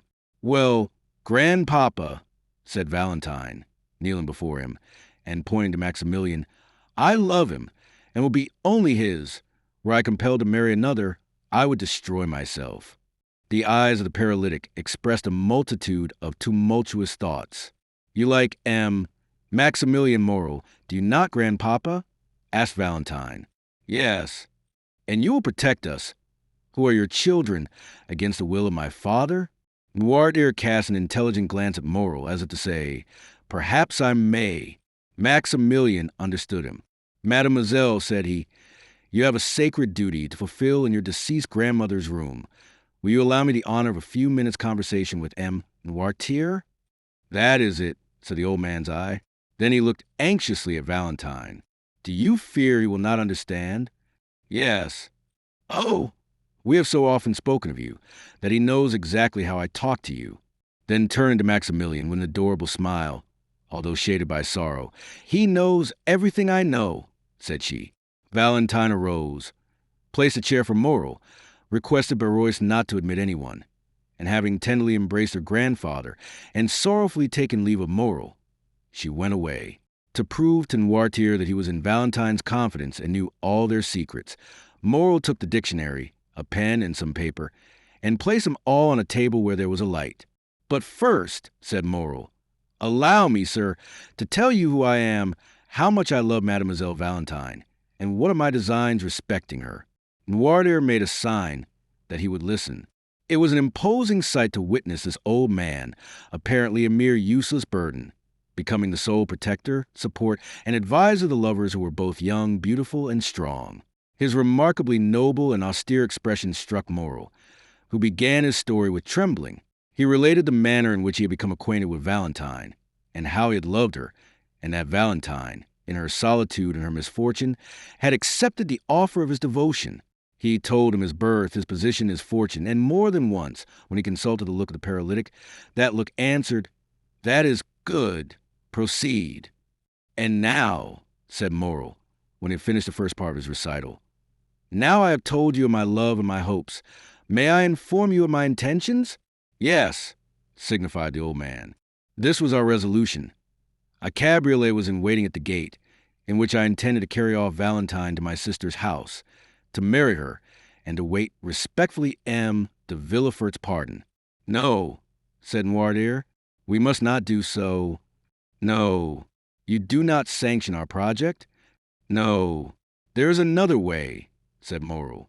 "The old man's interrogative," I said. "Which?" "I will go," continued Maximilian. "I will seek Franz d'Épinay. I am happy to be able to mention this in Mademoiselle de Villefort's absence, and will conduct myself toward him so as to compel him to challenge me." Noirtier's look continued to interrogate. "You wish to know what I will do?" "Yes." "I will find him, as I told you. I will tell him the ties which bind me to Mademoiselle Valentine. If he be a sensible man, he will prove it by renouncing of his own accord the hand of his betrothed, and will secure my friendship and love until death. If he refuse, either through interest or ridiculous pride, after I prove to him that he will be forcing my wife from me, that Valentine loves me, and will have no other, I will fight with him, give him every advantage, and I shall kill him, or he will kill me. If I am victorious, he will not marry Valentine, and if I die, I am very sure Valentine will not marry him." Noirtier watched with indescribable pleasure this noble and sincere countenance, on which every sentiment his tongue uttered was depicted, adding by the expression of his fine features all that coloring adds to a sound and faithful drawing. Still, when Morel had finished, he shut his eyes several times, which was his manner of saying, "No, no," said Morel.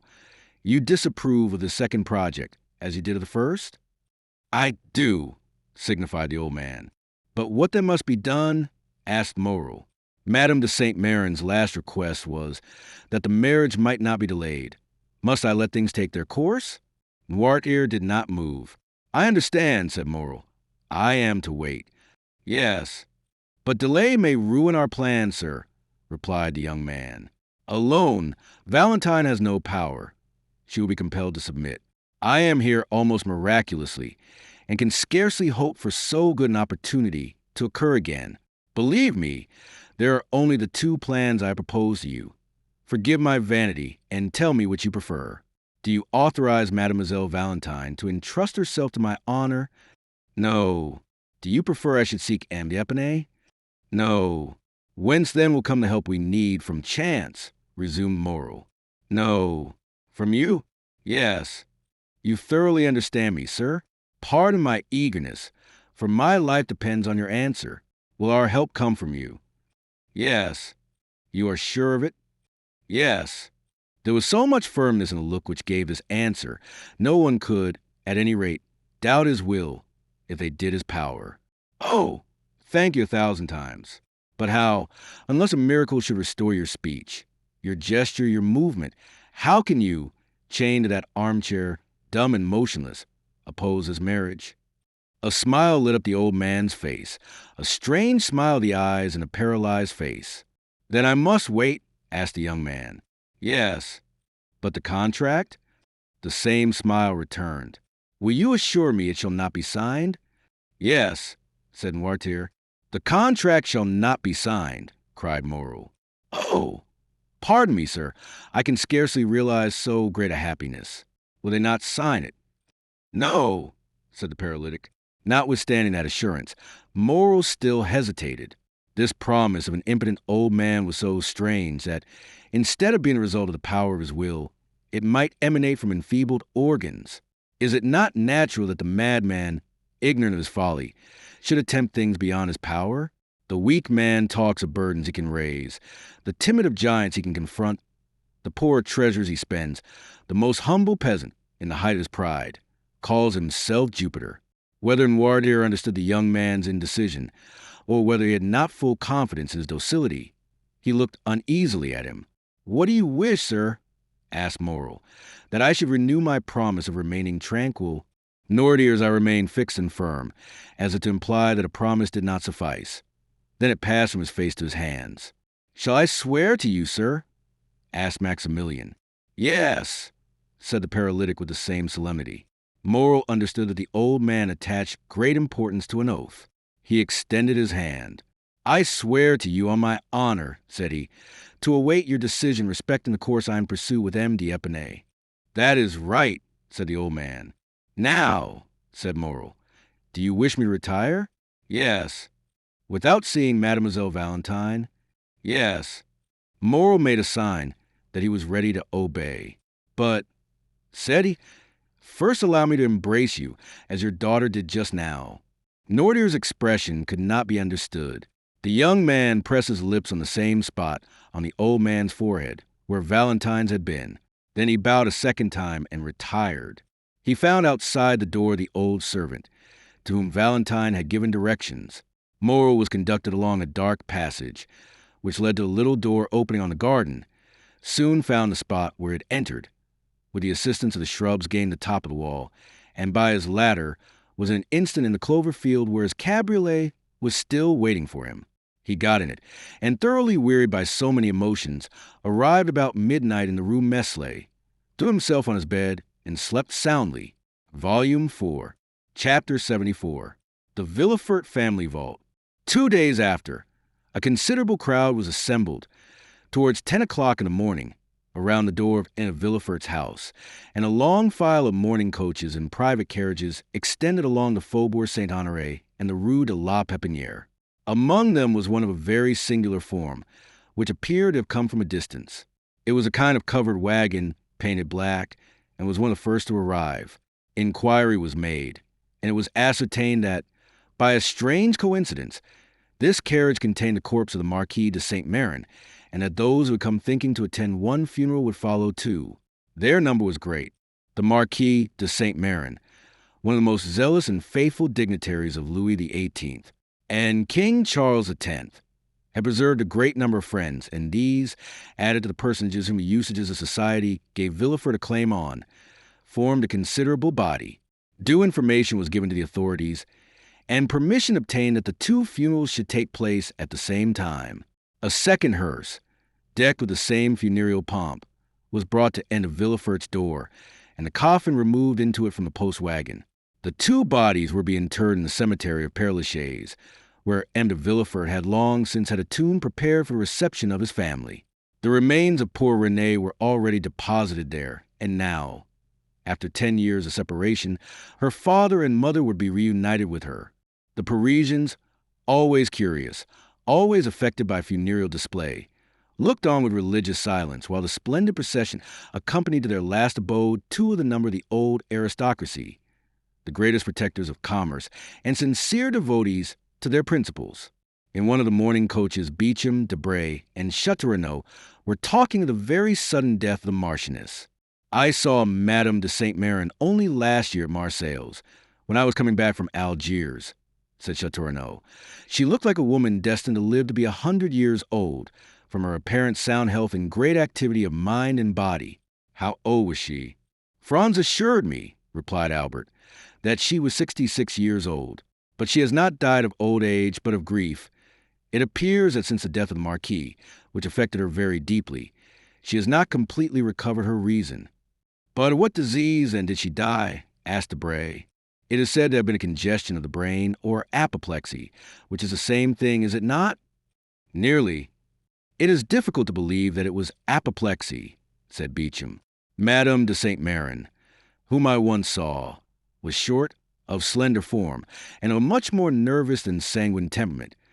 Grief could hardly produce apoplexy in such a constitution as that of Madame de Saint-Méran. At any rate, said Albert, whatever disease or doctor may have killed her, M. de Villefort, or rather Mademoiselle Valentine, or, still rather, our friend Franz, inherits a magnificent fortune, amounting, I believe, to 80,000 livres per annum. And this fortune will be doubled at the death of the old Jacobin, Noirtier. That is a tenacious old grandfather, said Beauchamp. Tenacem propositi virum. I think he must have made an agreement with death to outlive all his heirs, and he appears likely to succeed. He resembles the old conventionalist of 93, who said to Napoleon, in 1814, "You bend because your empire is a young stem, weakened by rapid growth. Take the Republic for a tutor. Let us return with renewed strength to the battlefield, and I promise you 500,000 soldiers, another Marengo, and a second Austerlitz. Ideas do not become extinct, sire. They slumber sometimes, but only revive the stronger before they sleep entirely." Ideas and men appeared the same to him, said Albert. One thing only puzzles me, namely, how Franz d'Épinay will like a grandfather who cannot be separated from his wife. But where is Franz? In the first carriage with M. de Villefort, who considers him already as one of the family. Such was the conversation in almost all the carriages. These two sudden deaths, so quickly following each other, astonished everyone, but no one suspected the terrible secret which M. d'Avrigny had communicated. In his nocturnal walk to M. de Villefort, they arrived in about an hour at the cemetery. The weather was mild but dull, and in harmony with the funeral ceremony. Among the groups which flocked toward the family vault, Château recognized Morel, who had come alone in a cabriolet, and walked silently along the path bordered with yew trees. "You here?" said Château, passing his arms through the young captain's. "Are you a friend of Villefort's? How is it that I have never met you at his house?" "I am no acquaintance of M. de Villefort's," answered Morel, "but I was of Madame de Saint-Méran." Albert came up to them at this moment with Franz. "The time and place are but ill suited for an introduction," said Albert, "but we are not superstitious. M. Morel, allow me to present to you M. Franz d'Épinay, a delightful traveling companion, with whom I made the tour of Italy. My dear Franz, M. Maximilian Morel, an excellent friend I have acquired in your absence, and whose name you will hear me mention every time I make any allusion to affection, wit, or amiability." Morel hesitated for a moment. He feared it would be hypocritical to accost in a friendly manner the man whom he was tacitly opposing, but his oath and the gravity of the circumstances recurred to his memory.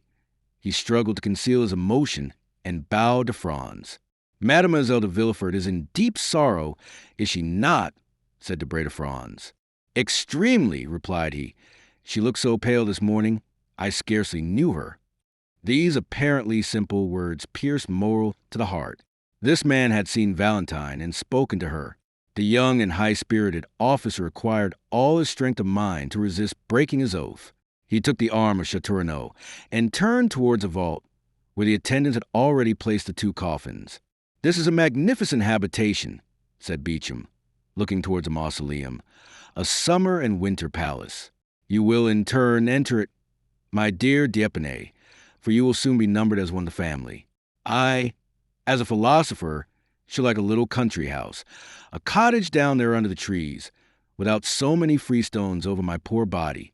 In dying, I will say to those around me what Voltaire wrote to Pyrrhon. Oh, Russ, and all will be over. But come, Franz, take courage, your wife is an heiress. Indeed, Beauchamp, you are unbearable. Politics has made you laugh at everything, and political men have made you disbelieve everything. But when you have the honor of associating with ordinary men and the pleasure of leaving politics for a moment, try to find your affectionate heart, which you leave with your stick when you go to the chamber. But tell me, said Beauchamp, what is life? Is it not a halt in death's anteroom? I am prejudiced against Beauchamp, said Albert, drawing Franz away, and leaving the former to finish his philosophical dissertation with Debray. The Villefort vault formed a square of white stones, about 20 feet high. An interior partition separated the two families, and each apartment had its entrance door. Here were not, as in other tombs, ignoble drawers one above another, where thrift bestows its dead and labels them like specimens in a museum. All that was visible within the bronze gates was a gloomy-looking room, separated by a wall from the vault itself. The two doors before mentioned were in the middle of this wall, and enclosed the Villefort and St. Méran coffins. Their grief might freely expend itself without being disturbed by the trifling loungers who came from a picnic party to visit Père Lachaise, or by lovers who make it their rendezvous. The two coffins were placed on trestles previously prepared for their reception in the right hand, crypt belonging to the St. Méran family. Villefort, Franz, and a few near relatives alone entered the sanctuary. As the religious ceremonies had all been performed at the door, and there was no address given, the party all separated. Château, Albert, and Moreau went one way, and Debray and Beauchamp the other. Franz remained with Anne de Villefort. At the gate of the cemetery, Moreau made an excuse to wait. He saw Franz and Anne de Villefort get into the same mourning coach, and thought this meeting foreboded evil. He then returned to Paris, and although in the same carriage with Château and Albert, he did not hear one word of their conversation. As Franz was about to take leave of Anne de Villefort, "When shall I see you again?" said the latter. "At what time you please, sir," replied Franz. "As soon as possible. I am at your command, sir. Shall we return together? If not unpleasant to you. On the contrary, I shall feel much pleasure." Thus, the future father and son-in-law stepped into the same carriage, and Moreau, seeing them pass, became uneasy. Villefort and Franz returned to the Faubourg Saint-Honoré. The procureur, without going to see either his wife or his daughter, went at once to his study, and, offering the young man a chair, "M. D'Épinay," said he, "allow me to remind you at this moment, which is perhaps not so ill chosen as at first sight may appear, for obedience to the wishes of the departed is the first offering which should be made at their tomb.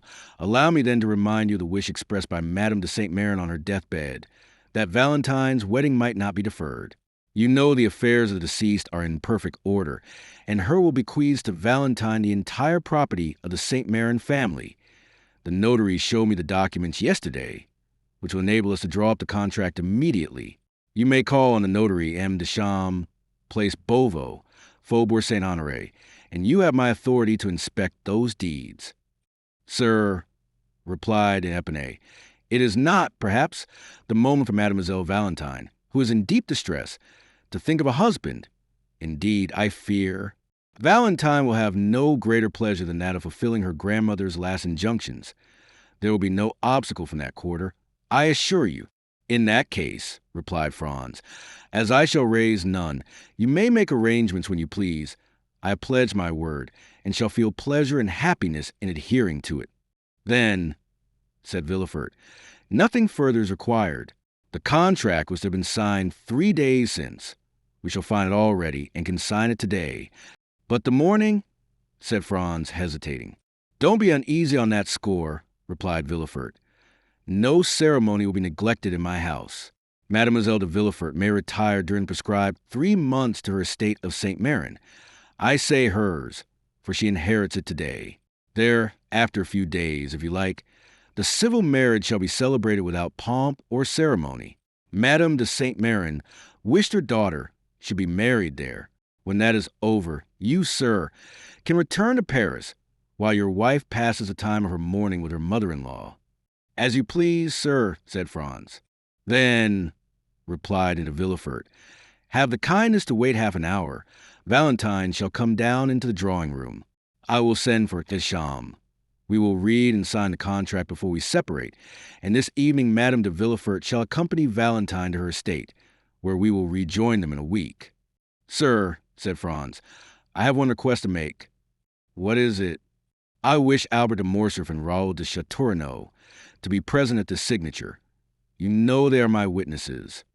Half an hour will suffice to apprise them. Will you go for them yourself, or shall you send?" "I prefer going, sir." "I shall expect you. Then, in half an hour, Baron, and Valentine will be ready." Franz bowed and left the room. Scarcely had the door closed when M. de Villefort sent to tell Valentine to be ready in the drawing-room in half an hour, as he expected the notary and M. d'Épinay and his witnesses. The news caused a great sensation throughout the house. Madame de Villefort would not believe it, and Valentine was thunderstruck. She looked around for help, and would have gone down to her grandfather's room, but on the stairs she met M. de Villefort, who took her arm and led her into the drawing-room. In the anteroom, Valentine met Barrois and looked despairingly at the old servant. A moment later, Madame de Villefort entered the drawing-room with her little Edward. It was evident that she had shared the grief of the family, for she was pale and looked fatigued. She sat down, took Edward on her knees, and from time to time pressed this child, on whom her affections appeared centered, almost convulsively to her bosom. 2 carriages were soon heard enter the courtyard. One was the notary's, the other that of Franz and his friends. In a moment the whole party was assembled. Valentine was so pale one might trace the blue veins from her temples, round her eyes and down her cheeks. Franz was deeply affected. Château and Albert looked at each other with amazement. The ceremony, which was just concluded, had not appeared more sorrowful than did that which was about to begin. Madame de Villefort had placed herself in the shadow behind a velvet curtain, and as she constantly bent over her child, it was difficult to read the expression of her face. M. de Villefort was, as usual, unmoved. The notary, after having, according to the customary method, arranged the papers on the table, taken his place in an armchair, and raised his spectacles, turned towards Franz.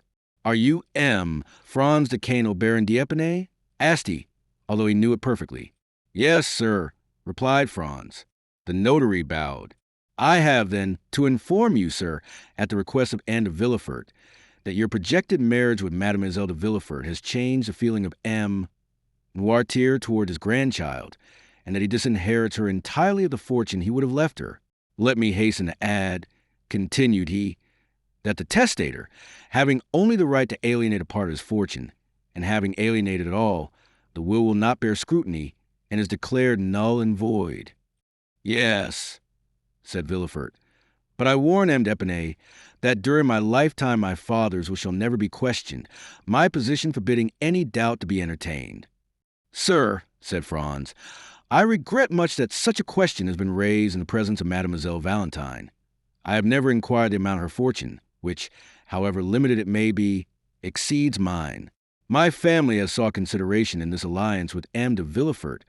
All I seek is happiness." Valentine imperceptibly thanked him, while 2 silent tears rolled down her cheeks. "Besides, sir," said Villefort, addressing himself to his future son-in-law, "accepting the loss of a portion of your hopes, this unexpected will need not personally wound you. M. Noirtier's weakness of mind sufficiently explains it. It is not because Mademoiselle Valentine is going to marry you that he is angry, but because she will marry. A union with any other would have caused him the same sorrow. Old age is selfish, sir, and Mademoiselle de Villefort has been a faithful companion to M. Noirtier, which she cannot be when she becomes a Baroness d'Épinay. My father's melancholy state prevents our speaking to him on any subjects, which the weakness of his mind would incapacitate him from understanding, and I am perfectly convinced that at the present time, although he knows that his granddaughter is going to be married, M. Noirtier has even forgotten the name of his intended grandson. M. de Villefort had scarcely said this, when the door opened and Barrois appeared. "Gentlemen," said he, in a tone strangely firm for a servant speaking to his masters under such solemn circumstances, "Gentlemen, M. Noirtier de Villefort wishes to speak immediately to M. Franz de Quesnel, Baron d'Épinay." He, as well as the notary, that there might be no mistake in the person, gave all his titles to the bridegroom-elect. Villefort started. Madame de Villefort let her son slip from her knees. Valentine rose, pale and dumb as a statue. Albert and Château exchanged a second look, more full of amazement than the first. The notary looked at Villefort. "It is impossible," said the procureur. "M. d'Épinay cannot leave the drawing-room at present." "It is at this moment," replied Barrois with the same firmness, "that M. Noirtier, my master, wishes to speak on important subjects to M. Franz d'Épinay." "Grandpapa Noirtier can speak now, then," said Edward, with his habitual quickness.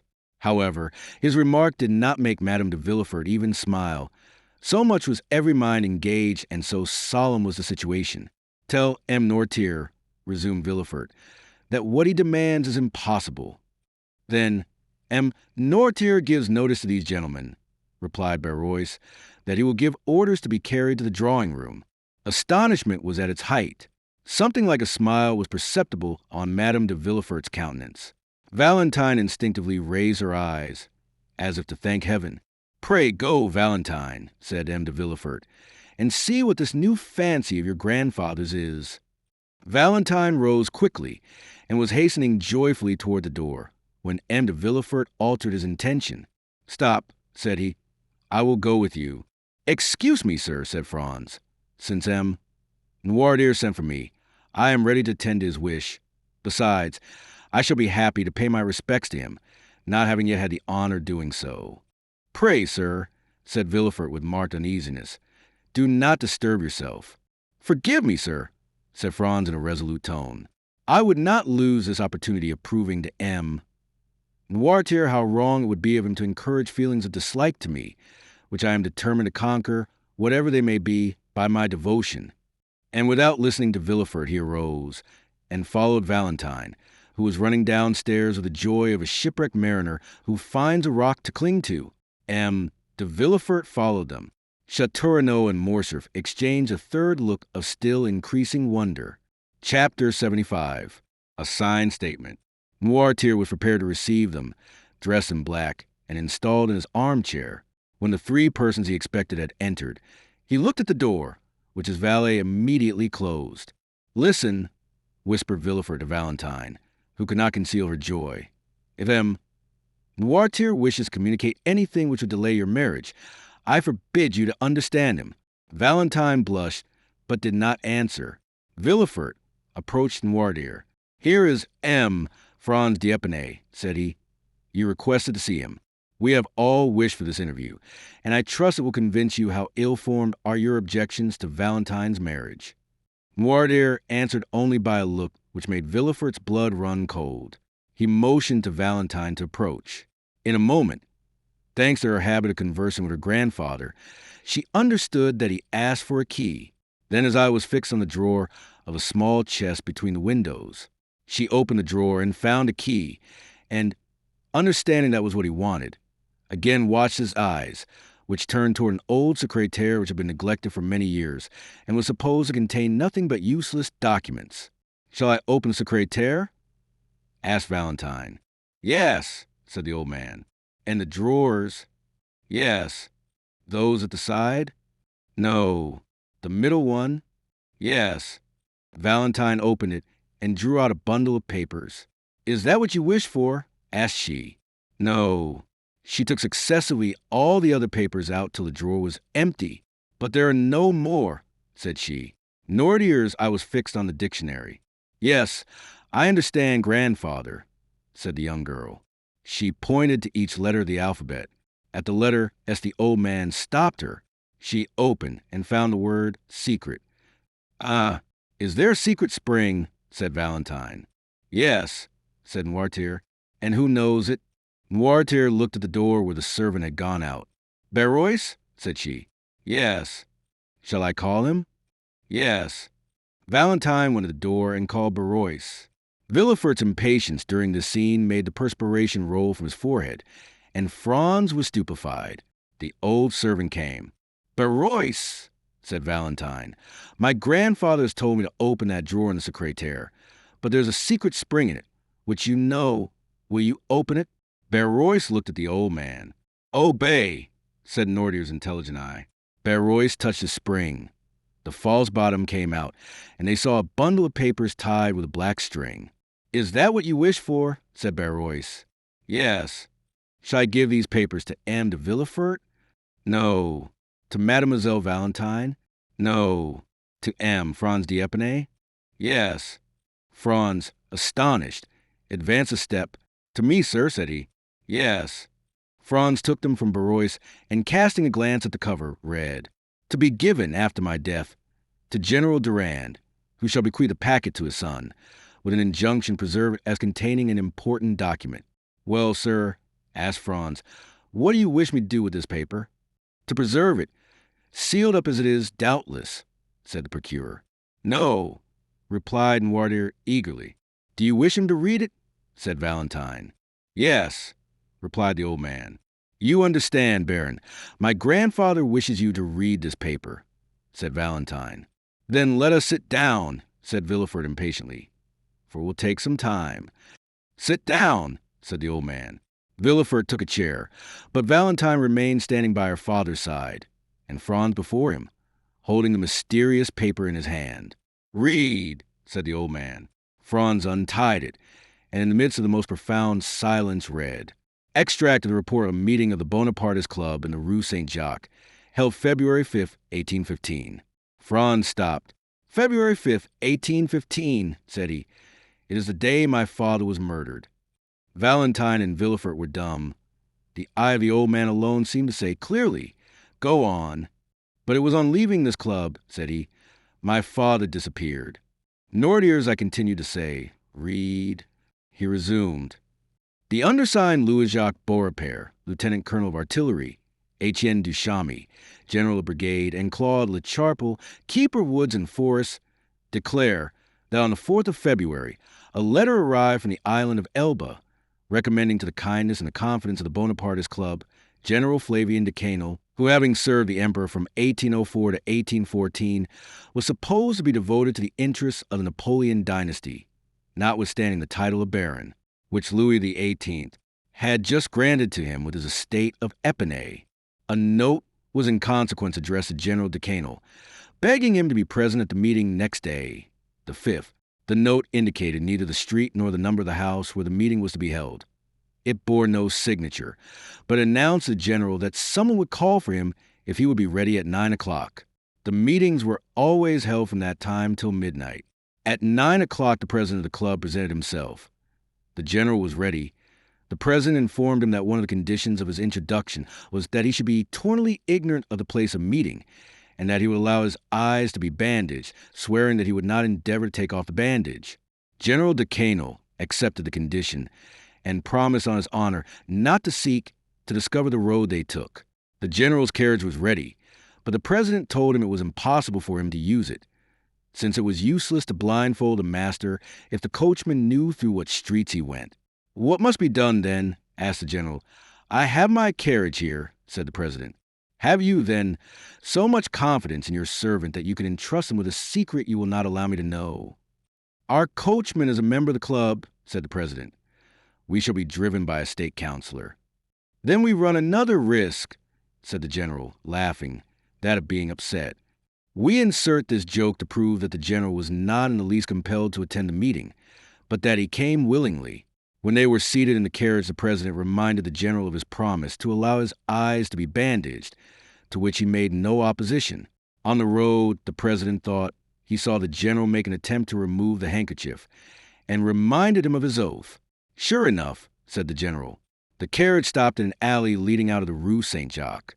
The general alighted, leaning on the arm of the president, of whose dignity he was not aware, considering him simply as a member of the club.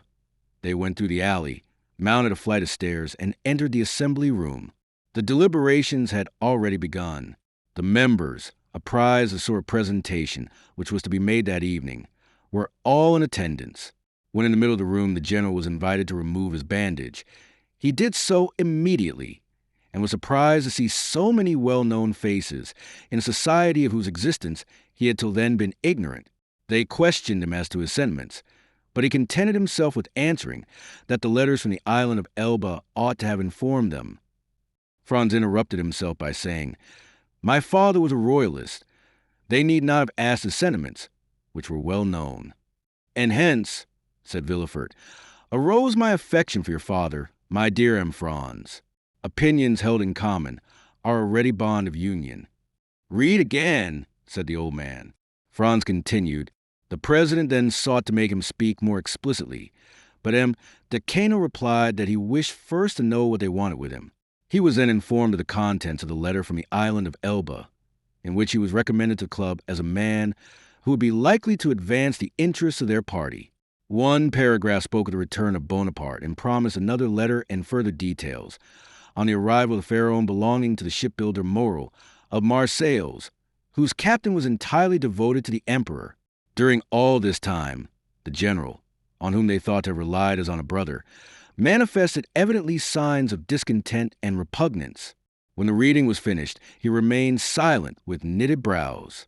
"Well," asked the president, "what do you say to this letter, General?" "I say that it is too soon after declaring myself for Louis XVIII to break my vow in behalf of the ex-emperor." This answer was too clear to permit of any mistake as to his sentiments. "General," said the president, "we acknowledge no King Louis XVIII, or an ex-emperor, but His Majesty the Emperor and King, driven from France, which is his kingdom, by violence and treason." "Excuse me, gentlemen," said the general. "You may not acknowledge Louis XVIII, but I do, as he has made me a baron and a field marshal, and I shall never forget that for these two titles I am indebted to his happy return to France." "Sir," said the president, rising with gravity, "be careful what you say. Your words clearly show us that they are deceived concerning you in the island of Elba, and have deceived us. The communication has been made to you in consequence of the confidence placed in you, and which does you honor. Now we discover our error. A title and promotion attach you to the government we wish to overturn. We will not constrain you to help us. We enroll no one against his conscience, but we will compel you to act generously, even if you are not disposed to do so. You would call acting generously, knowing your conspiracy and not informing against you. That is what I should call becoming your accomplice. You see, I am more candid than you." "Ah, my father," said Franz, interrupting himself. "I understand now why they murdered him." Valentine could not help casting one glance toward the young man, whose filial enthusiasm it was delightful to behold. Villefort walked to and fro behind them. Noirtier watched the expression of each one, and preserved his dignified and commanding attitude. Franz returned to the manuscript and continued. "Sir," said the president, "you have been invited to join this assembly. You were not forced here. It was proposed you come blindfolded. You accepted. When you complied with this twofold request, you well knew we did not wish to secure the throne of Louis XVIII, or we should not take so much care to avoid the vigilance of the police. It would be conceding too much to allow you to put on a mask to aid you in the discovery of our secret, and then to remove it that you may ruin those who have confided in you. No, no. You must first say if you declare yourself for the king of the day who now reigns, or for His Majesty the Emperor." "I am a royalist," replied the general. "I have taken the oath of allegiance to Louis XVIII, and I will adhere to it." These words were followed by a general murmur, and it was evident that several of the members were discussing propriety of making the general repent of his rashness. The president again arose, and having imposed silence, said, "Sir, you are too serious and too sensible a man not to understand the consequences of our present situation, and your candor has already dictated to us the conditions which remain for us to offer you." The general, put his hand on his sword, exclaimed, "If you talk of honor, do not begin by disavowing its laws, and impose nothing by violence. And you, sir," continued the president, with a calmness still more terrible than the general's anger, "I advise you not to touch your sword." The general looked around him with slight uneasiness. However, he did not yield, but calling up all his fortitude, said, "I will not swear." "Then you must die," replied the president calmly. D'Épinay became very pale. He looked round him a second time. Several members of the club were whispering and getting their arms from under their cloaks. "General," said the president, "do not alarm yourself. You are among men of honor who will use every means to convince you before resorting to the last extremity. But as you have said, you are among conspirators, you are in possession of our secret, and you must restore it to us." A significant silence followed these words, and as the general did not reply, "Close the doors," said the president to the doorkeeper. The same deadly silence succeeded these words. Then the general advanced, and making a violent effort to control his feelings, "I have a son," said he, "and I ought to think of him, finding myself among assassins."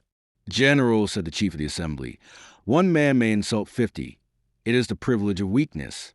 But he does wrong to use his privilege. Follow my advice, swear, and do not insult." The general, again daunted by the superiority of the chief, hesitated a moment, then advancing to the president's desk. "What is the form?" said he. "It is this.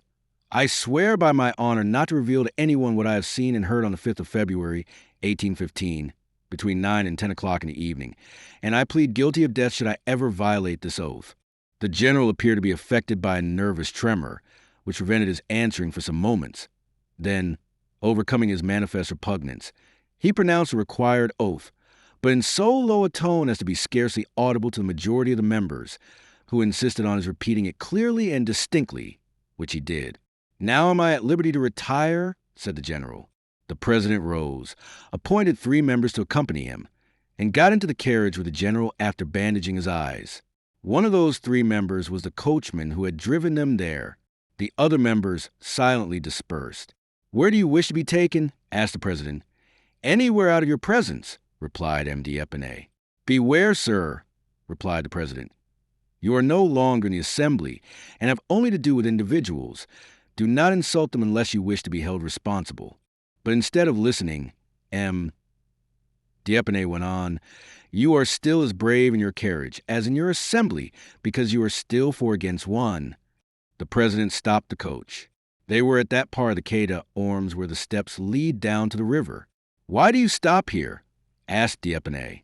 "Because, sir," said the president, "you have insulted a man, and that man will not go 1 step farther without demanding honorable reparation." "Another method of assassination?" said the general, shrugging his shoulders. "Make no noise, sir, unless you wish me to consider you as one of the men of whom you spoke just now as cowards, who take their weakness for a shield. You are alone. One alone shall answer you. You have a sword by your side. I have one in my cane. You have no witness. One of these gentlemen will serve you. Now, if you please, remove your bandage." The general tore the handkerchief from his eyes. "At last," said he, "I shall know with whom I have to do." They opened the door, and the 4 men alighted. Franz again interrupted himself, and wiped the cold drops from his brow. There was something awful in hearing the son read aloud in trembling pallor these details of his father's death, which had hitherto been a mystery. Valentine clasped her hands as if in prayer. Noirtier looked at Villefort with an almost sublime expression of contempt and pride.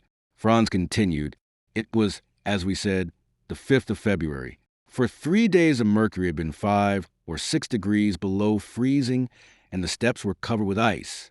The general was stout and tall.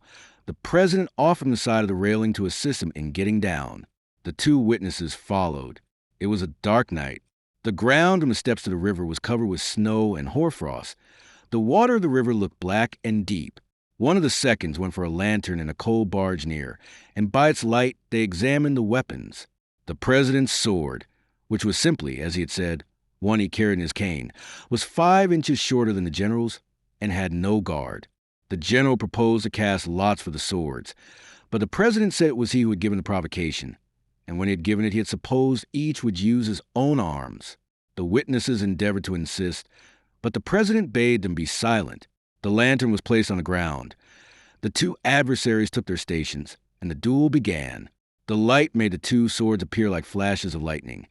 As for the men, they were scarcely perceptible. The darkness was so great. General d'Épinay passed for one of the best swordsmen in the army, but he was pressed so closely in the onset that he missed his aim and fell. The witnesses thought he was dead, but his adversary, who knew he had not struck him, offered him the assistance of his hand to rise. The circumstance irritated instead of calming the general, and he rushed on his adversary, but his opponent did not allow his guard to be broken. He received him on his sword, and 3 times the general drew back on finding himself too closely engaged, and then returned to the charge. At the third, he fell again. They thought he slipped as at first, and the witnesses, seeing he did not move, approached and endeavored to raise him, but the one who passed his arm around the body found it was moistened with blood. The general, who had almost fainted, revived. "Ah," said he, "they have sent some fencing master to fight with me." The president, without answering, approached the witness who held the lantern, and raising his sleeve, showed him 2 wounds he had received in his arm. Then opening his coat and unbuttoning his waistcoat, displayed his side, pierced with a 3rd wound. Still he had not even uttered a sigh. General d'Épinay died 5 minutes after. Franz read these last words in a voice so choked that they were hardly audible, and then stopped, passing his hand over his eyes as if to dispel a cloud. But after a moment's silence, he continued.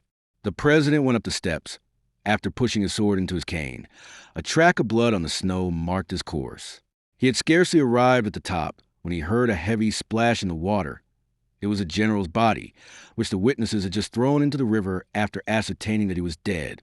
The general fell, then, in a loyal duel, and not in ambush as it might have been reported. In proof of this, we have signed this paper to establish the truth of the facts, lest a moment should arrive when either the actors in this terrible scene should be accused of premeditated murder or of infringement of the laws of honor. Signed, Beaurepaire, Duchamp, and Le Charpel. When Franz had finished reading this account, so dreadful for a son, when Valentine, pale with emotion, had wiped away a tear, when Villefort, trembling and crouched in the corner, had endeavored to lessen the storm by supplicating glances at the implacable old man. "Sir," said d'Épinay to Noirtier, "since you are well acquainted with all these details, which are attested by honorable signatures, since you appear to take some interest in me, although you have only manifested it hitherto by causing me sorrow, refuse me not one final satisfaction. Tell me the name of the president of the club, that I may at least know who killed my father." Villefort mechanically felt for the handle of the door. Valentine, who understood sooner than anyone her grandfather's answer, and who had often seen 2 scars upon his right arm, drew back a few steps.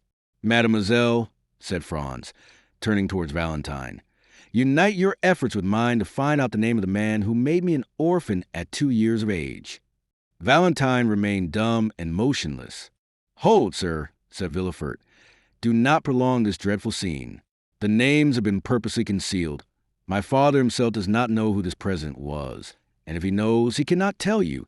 Proper names are not in the dictionary." "Oh, misery!" cried Franz. "The only hope which sustained me and enabled me to read to the end was that of knowing, at least, the name of him who killed my father. Sir," cried he, turning to Noirtier, "do what you can, make me understand in some way." "Yes," replied Noirtier.